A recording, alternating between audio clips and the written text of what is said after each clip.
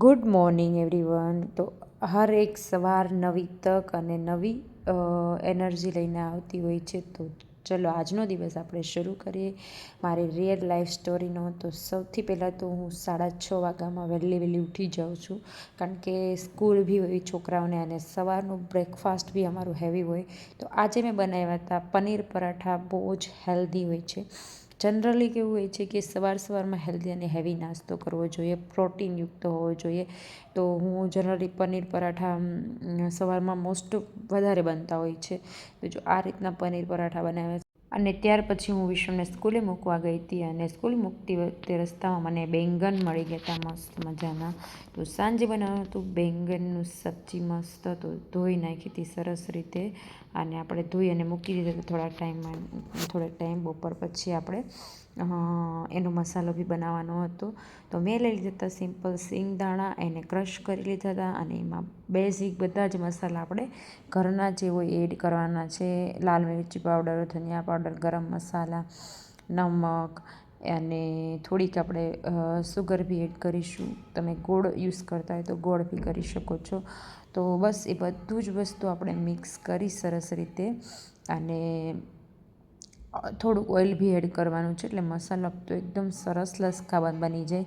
તે મસાલામાં બધું મિક્સ કરી અને ત્યાર પછી આપણે જે બેંગન હતા એને સરસ રીતે કટ કરી લીધા હતા, અને પછી આપણે એમાં લસણની ચટણીને એવું મિક્સ કરી લીધું છે. અને થોડા એવા આપણે હરા ધનિયા પણ એડ કરી દઈશું આમાં. હરા ધનિયાની સુગંધ બહુ જ સરસ આવે. અને લીંબુનો રસ બી આપણે એડ કરી દઈશું મસ્ત. લીંબુ હોય એનાથી આખું જ આપણી સબ્જીનું ટેસ્ટ બેલેન્સ થતું હોય લીંબુ અને ગોળથી. તો લીંબુ અને ગોળ બધી જ સબ્જીમાં જરૂરથી એડ કરવો જોઈએ. અને તમારે કિચન ટિપ્સ બી અમુક જોઈતી હોય તો હું તમને વિડીયોમાં જરૂરથી શેર કરીશ. પણ તમને મારા વિડીયો કેવા લાગે છે બહુ જરૂરથી કોમેન્ટ કરજો, કારણ કે કંઈ પણ ભૂલ હોય તો આપણે સુધારવાની એક ખબર પડે કે કોઈ આ વિડીયોમાં મારી આ ભૂલ થાય છે. તો તમે કોમેન્ટ જરૂરથી કરી દેજો. અને પછી જો આપણે મસાલો સરસ રીતે તૈયાર થઈ ગયો હતો, અને એને આપણે બેંગનમાં આ રીતે બધા જ બેંગન ભરી લેવાના છે સરસ. અને અહીંયા મસાલો વધ્યો છે એ પણ આપણે એડ કરીશું. અને આ બધું કઢી પત્તા અને ઓનિયન બી કટ કરી છે, આલુ બી એડ કર્યા છે, અને ગ્રેવી બી તૈયાર કરી દીધી છે. અને પછી મેં બેંગનને બાફવા માટે મૂકી દીધા છે. અને પછી આપણે લઈ લીધું છે ઓઇલની અંદર ઓઇલ આવે ને ત્યાં સુધી પછી આપણે સાઈડ પર બેંગન બી મૂકી દીધા છે બાફવા માટે. અને ત્યારે ઓઇલ આવી જાય પછી આપણે એડ કરવાનું છે રાઈ. પછી આપણે તલથી વઘાર કરવાનો છે. તલથી વઘાર કરીને ટેસ્ટી બહુ જ સબ્જી બને છે. બેંગનની સબ્જી કોઈને ના ભાવતી હોય તો એકવાર આ રીતે જરૂરથી ટ્રાય કરજો. ચોક્કસ તમારા ઘરમાં બધાને ભાવશે. પછી હિંગ એડ કરી અને જે ઓનિયન અને એ બધું કઢી પત્તાને એવું બધું એડ કરી દેવાનું છે, અને સરસ રીતે આપણે એને સોતે કરી લેવાની છે ઓનિયનને. અને ત્યાર પછી આપણે ગ્રેવીને બી એડ કરવાની હતી, એટલે હલ્દી એડ કરી અને ત્યાર પછી ગ્રેવી ઓલરેડી થોડીક નાખી દીધી પહેલાં, અને પછી પાછી આપણે એડ કરી દઈશું. સરસ રીતે ગ્રેવીને પાકવા દેવાની હોય છે. થોડીક વાર કન્ટિન્યુઅસલી મીડિયમ ફ્લેમ પર જ આપણે હલાવવાની હોય છે. અને પછી જો એકદમ સરસ તેલ ઉપર આવી જાય ત્યાં સુધી આપણે એને સાતળવાની ઓનિયન અને ટમેટાની ગ્રેવીને. ત્યાર પછી આપણે આલુની જો ચિપ્સ પતલી કરી છે એટલે જલ્દી આપણે ચડી જાય, એટલે ચિપ્સને પણ સરસ રીતે ચડવા દેવાની છે આપણે મિક્સ કરી. એને પછી થોડુંક નમક એડ કરી દેવાનું, એટલે ચિપ્સ આપણી જલ્દીથી ચડી જાય. અને ફરીથી આપણે બધી જ વસ્તુને મિક્સ કરી દેવાની છે. અને ઓલમોસ્ટ આપણે 5 મિનિટ પકવશું ને એટલે સરસ રીતે આપણે તેલમાં જ એને સાતળવાની છે. અને ત્યાર પછી આપણો જે મસાલો છે એ બી આપણે એડ કરી દેવાનો છે મસ્ત. મસાલો આપણે એડ કરશું ને એટલે આપણે કોઈ બી વસ્તુ બીજી નાખવાની જરૂર નહીં પડે. ખાલી બટેકા અને ઓનિયન જે છે એના ભાગનું આપણે નમક જ એડ કરવું પડશે, એટલે બીજા કોઈ હલ્દી કે એડ નહીં કરવું પડે. અને સાઈડમાં મેં ગરમ પાણી એડ કરેલું છે, અને થોડું કરતાં આપણે બધું જ ગરમ પાણી એડ કરવાનું છે.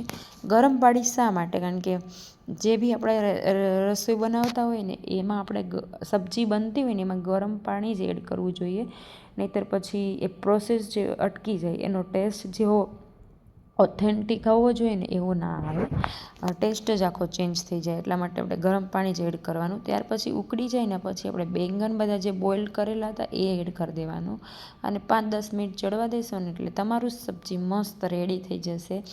આ સબ્જી કોઈ બી સિઝનમાં આપણે ખાશો ને તો તમને ભાવશે જ. શિયાળામાં વધારે ભાવે બાજરાના રોટલા અને બેંગનની સબ્જી ભરેલી, બહુ જ મજા આવે. તો સવારે થોડુંક હેવી હતું એટલે વિચાર્યું કે ચલો બપોરે તો સબ્જી રોટલી સિમ્પલ જ હતી અને સાંજનો ટાઈમ છે તો વિચાર્યું કે ચલો સાંજે આપણે આવું કંઈક દેશી બનાવીએ તો બહુ મજા આવે. એટલે પછી મેં બાજરાનો લોટ થોડોક લઈ લીધો હતો, એમાં થોડુંક આપણે નમક એડ કરી દીધું હતું અને સરસ રીતે આપણે લોટને મસળી લેવાનો છે. જો તમને બાજરાનો રોટલો ના આવડતો હોય તો હું તમને અહીંયા એક ટ્રીક શીખવાડીશ. તો એ ટ્રીકથી તમે બાજરાનો રોટલો બનાવશો ને તો બહુ જ મસ્ત, તમને ફર્સ્ટ ટાઈમ જ તમારો બાજરાનો રોટલો એકદમ ક્રિસ્પી અને બહુ જ મસ્ત બનશે.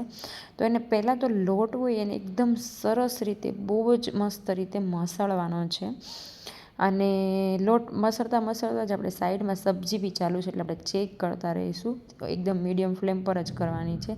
તો પછી જો આ રીતનું બાજરાનો રોટલો હોય એને આ રીતનું કરી નાખવાનું થોડુંક રાઉન્ડ, પછી એને એક પાટલી પર થોડોક લોટ પાથરવાનો અને આ રીતને પ્રેસ કરતાં કરશો ને, જો આ રીતે તમને વિડીયોમાં જેવું બતાવી રહી છું ને એ રીતે કરશો અને પછી એકદમ પતલો અને મસ્ત રોટલો બનશે. હું તો આ રીતે તો બહુ બધા રોટલા બનાવતી હોય છું, આખા 2-3 ઘરના મારા રોટલા બનાવવાના હોય છે. તો પછી પતલો એકદમ સરસ આ રીતે નાખી દેવાનો, 2 સાઈડ ચોળવી લેવાનો અને પછી બીજી સાઈડ ચડી જાય ને પછી આપણે એને ગેસ પર જ સરસ રીતે ચડાવવાનો છે. એટલે ગેસ પર આપણે મસ્ત રીતે ચડાવી દઈએ ને તો એકદમ ક્રિસ્પી અને કડકડિયો રોટલો થાય છે. તો આ રીતે રોટલો જરૂરથી ટ્રાય કરજો, બહુ એટલે બહુ મજા આવશે રોટલો ખાવાની. પહેલાં રોટલા જે હોય ને એ થોડાક વચ્ચેથી જાડા રહે, સાઈડ પરથી પણ જાડા રહી શકે, પણ આ રીતે તો તમારે જાડો પણ નહીં રહે, એકદમ સરસ જો ફૂલીને મસ્ત થઈ ગયું છે અને ગેસ પર પણ કડકડો થવા દેવાનો છે. તો બસ બધા જ અમારા ફ્રેન્ડ જોડે જ અમે હંમેશા ખાતા હોઈએ છીએ. તો અમારું જમવાનું રેડી થઈ ગયું હતું અને આજના માટે આટલું જ રાખીએ. વિડીયો સારો લાગે તો લાઇક, શેર અને સબસ્ક્રાઈબ જરૂરથી કરી દેજો. મળીશું આપણે નવા વ્લોગમાં, ત્યાં સુધી આવજો.